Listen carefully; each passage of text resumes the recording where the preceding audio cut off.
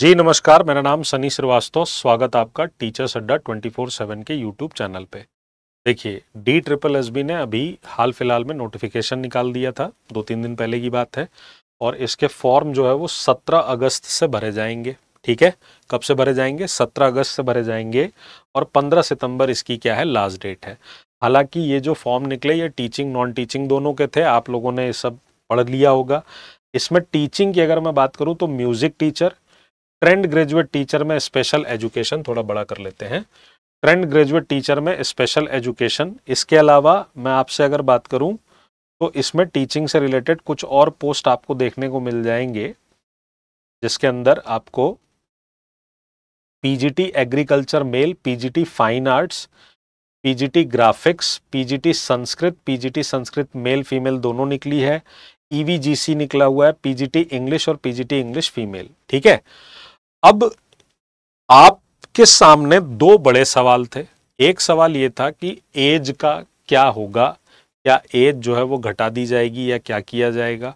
ठीक है, दूसरा एलिजिबिलिटी क्राइटेरिया क्या रहेगा, क्या हो सकता है। ठीक, तो देखो, जब टीजीटी की बाकी वैकेंसीज आएंगी तो एसएसटी के अंदर क्या एलिजिबिलिटी क्राइटेरिया होना चाहिए, साइंस के अंदर क्या होना चाहिए, ये तो उस समय ही पता चलेगा कि सब्जेक्ट कॉम्बिनेशन में हम क्या क्या एग्जैक्टली पाएंगे, क्या पिछले रूल से इस रूल में कोई परिवर्तन हुआ या नहीं हुआ।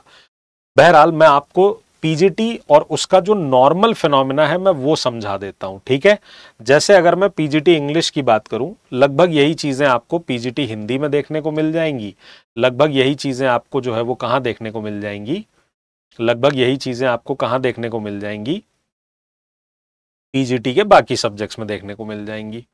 ठीक है, पीजीटी के बाकी सब्जेक्ट में आपको ये देखने को मिल जाएंगी। ठीक,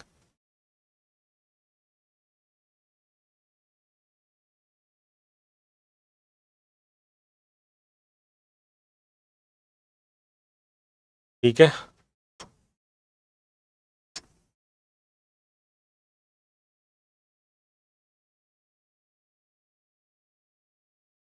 देखिए, जैसे इसमें अगर मैं बात करूं आपसे पीजीटी की, तो पीजीटी इंग्लिश में या किसी भी पीजीटी में एक चीज तो यह है कि आपका पीजी होना चाहिए, एक चीज तो यह है कि आपका क्या होना चाहिए, पीजी होना चाहिए। ठीक है, देखिए ये रहा, ये पीजीटी इंग्लिश मेल का है। अब इसमें जो सिंपल बात बताई जा रही है वो क्या बताई जा रही है, तो यहां पर आप देखोगे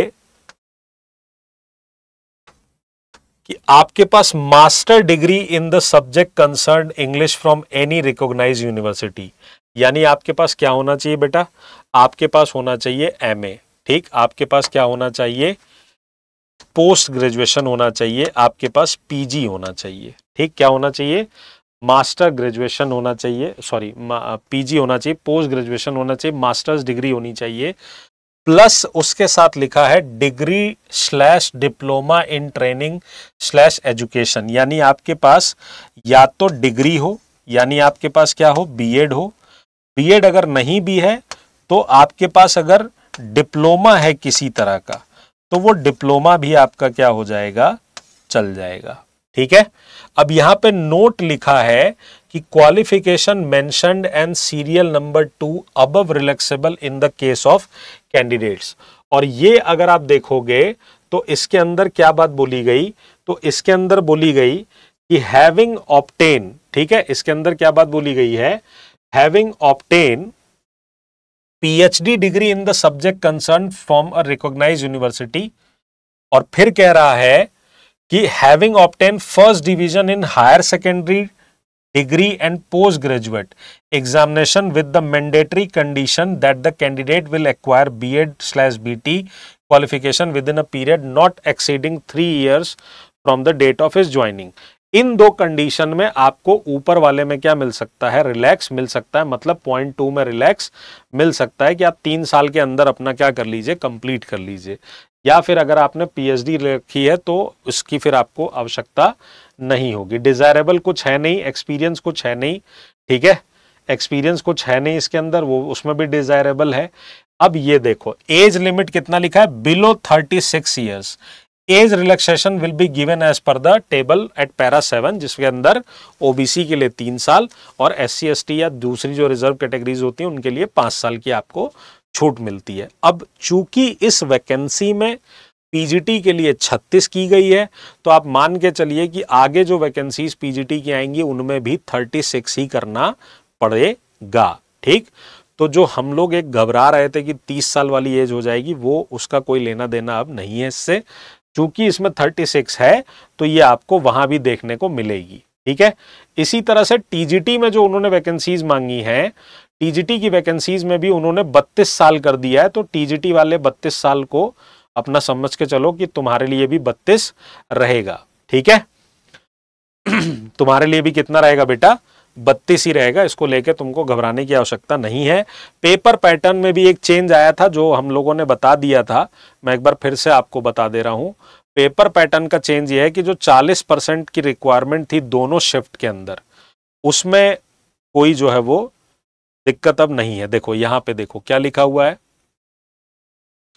ठीक है, ये पीजीटी का है, मैं यही बता दे रहा हूं, यही सेम चीज टीजीटी में मिल जाएगी। एक टीयर में आपका एग्जाम होगा, यानी एक एग्जाम होगा, टीचिंग के अंदर लिखा हुआ है, ये यहाँ पे कोड बताया गया किस किस पोस्ट के लिए है। अब ये पीजीटी का है तो पीजीटी का नंबर क्या 300 नंबर का पेपर होता है। पहला जो सेक्शन होता है वो कितना होता है, वो 100 मार्क्स का होगा, जिसके अंदर आपका क्या क्या आएगा, मेंटल एबिलिटी, रीजनिंग एबिलिटी आएगी, जनरल अवेयरनेस, इंग्लिश, हिंदी और आपका न्यूमेरिकल एप्टीट्यूड या डेटा इंटरप्रिटेशन। ये पीजीटी का नॉर्मली 5 सब्जेक्ट हैं 20-20 नंबर के, हिंदी, इंग्लिश, मैथ्स, रीजनिंग और जनरल अवेयरनेस। फिर ये पीजीटी में दूसरे में बताया गया है कि आपके 200 नंबर का सब्जेक्ट का टेस्ट होगा। ठीक है, अब यहां पर अगर आप ध्यान से देखेंगे तो लिखा है for applicants of all technical post code the mandatory minimum qualifying marks in tier 1 examinations will be applicable only in RO section B which is the domain subject specific. There will not be any minimum qualifying marks in section A. तो section A में जो 40% का criteria था वो हटा दिया गया है, पर सेकंड वाले सेक्शन में अभी भी वो क्राइटेरिया लगा हुआ है। उसके आगे कह रहा है however combined aggregate marks of both section A and section B will be reckoned for preparing the final merit list. तो फाइनल मेरिट लिस्ट में उसको रेकन किया जा सकता है, पर फिलहाल उसके अंदर उसको हटा दिया गया है। नेगेटिव मार्किंग 0.25 की है। अब मल्टीपल चॉइस क्वेश्चन वाले होते हैं आपके पेपर, ये सब आपको पता ही है। ठीक है, तो ये सारी बातें हैं। इसका मतलब एज को लेकर परेशान होने की आवश्यकता नहीं है। फर्स्ट पेपर से जो क्वालिफाइंग मार्क्स का कंपलसरी लगाया गया था 40% का, वो हटा दिया गया है। ओवरऑल अभी भी जनरल के लिए 40% क्वालिफाइंग रखा गया है और ओबीसी और SC ST के लिए परसेंटेज थोड़े कम है उससे। ठीक, तो देखते हैं, होप की नया नोटिफिकेशन और नई नौकरियों का नोटिफिकेशन DSSS भी जल्द दे। हम लोगों का गेस ये है कि सितंबर तक आना चाहिए। आप अपनी तैयारी में जुट जाइए, क्योंकि आपको पता है DSSS भी आपको ज़्यादा समय देगा नहीं। ठीक, तो ध्यान रखिएगा अपना। जय हिंद, जय भारत, नमस्कार।